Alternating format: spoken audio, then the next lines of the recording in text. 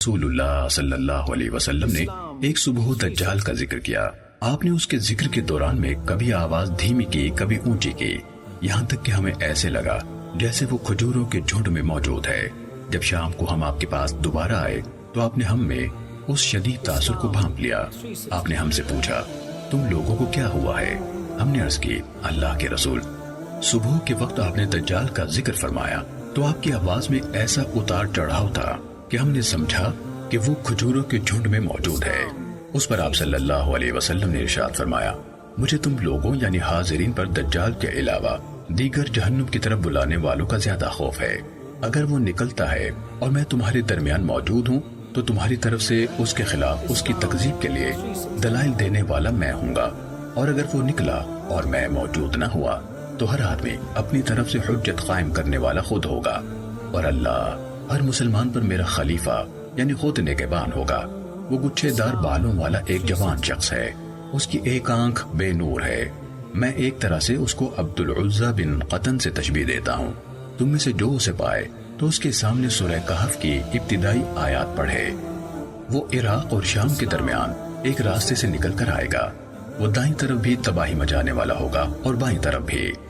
اے اللہ کے بندو، تم ثابت قدم رہنا۔ ہم نے عرض کی، اللہ کے رسول، زمین میں اس کی سرعت رفتار کیا ہوگی؟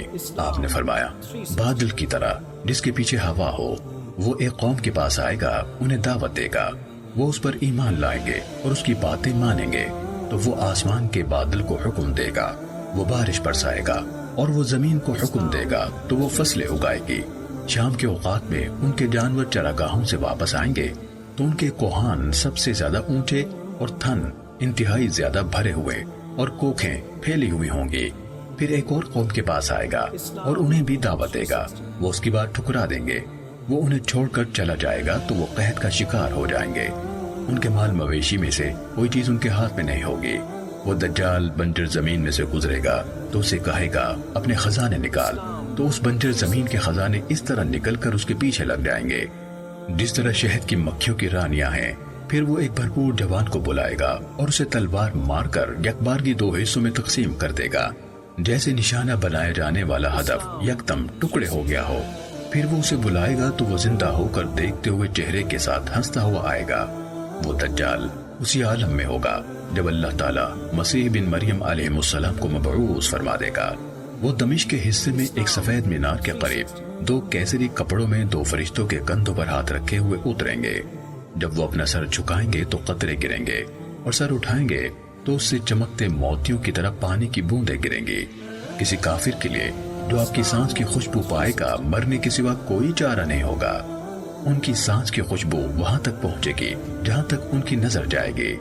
آپ علیہ السلام اسے ڈھونڈیں گے تو اسے لد کے دروازے پر پائیں گے اور اسے قتل کر دیں گے۔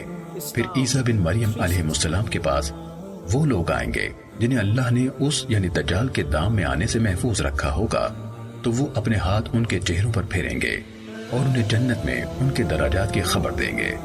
وہ اسی عالم میں ہوں گے کہ اللہ تعالیٰ عیسیٰ علیہ السلام کی طرف وحی فرمائے گا، میں نے اپنے پیدا کیے ہوئے بندوں کو باہر نکال دیا ہے، ان سے جنگ کرنے کی طاقت کسی میں نہیں، آپ میری بندگی کرنے والوں کو اکٹھا کر کے طور کی طرف لے جائیں، اور اللہ یاجوج ماجوج کو بھی بھیج دے گا۔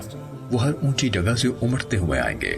ان کے پہلے لوگ میٹھے پانی کی بہت بڑی جھیل بحیرہ طبریہ سے گزریں گے اور اس میں جو پانی ہوگا اسے پی جائیں گے۔ پھر آخری لوگ گزریں گے تو کہیں گے، کبھی اس بحیرہ میں بھی پانی ہوگا۔ اللہ کے نبی حضرت عیسیٰ علیہ السلام اور ان کے ساتھی محصور ہو کر رہ جائیں گے، حتیٰ کہ ان میں سے کسی ایک کے لیے بیل کا سر اس سے بہتر قیمتی ہوگا جتنے آج تمہارے لیے 100 دینار ہیں۔ اللہ کے نبی عیسیٰ علیہ السلام اور ان کے ساتھی گڑ گڑا کر دعائیں کریں گے تو اللہ تعالیٰ ان یعنی یاجوج ماجوج پر ان کی گردنوں میں کیڑوں کا عذاب نازل کر دے گا، تو وہ ایک انسان کے مرنے کی طرح یکبارگی اس کا شکار ہو جائیں گے۔ پھر اللہ کے نبی عیسیٰ علیہ السلام اور ان کے ساتھی اتر کر میدانی زمین پر آئیں گے تو انہیں زمین میں بالش بھر بھی جگہ نہیں ملے گی جو ان کی گندگی اور بدبو سے بھری ہوئی نہ ہو۔ اس پر حضرت عیسیٰ علیہ السلام اور ان کے ساتھی اللہ کے سامنے گڑ گڑائیں گے تو اللہ تعالیٰ بختی اونٹوں کی جیسی لمبی گردنوں کی طرح کی گردنوں والے پرندے بھیجے گا جو انہیں اٹھائیں گے اور جہاں اللہ چاہے گا جا پھینکیں گے۔ پھر اللہ تعالیٰ ایسی بارش بھیجے گا جس سے کوئی گھر اینٹوں کا ہو یا اون کا یعنی خیمہ اوٹ مہیا نہیں کر سکے گا۔ وہ زمین کو دھو کر شیشے کی طرح صاف کر چھوڑے گی۔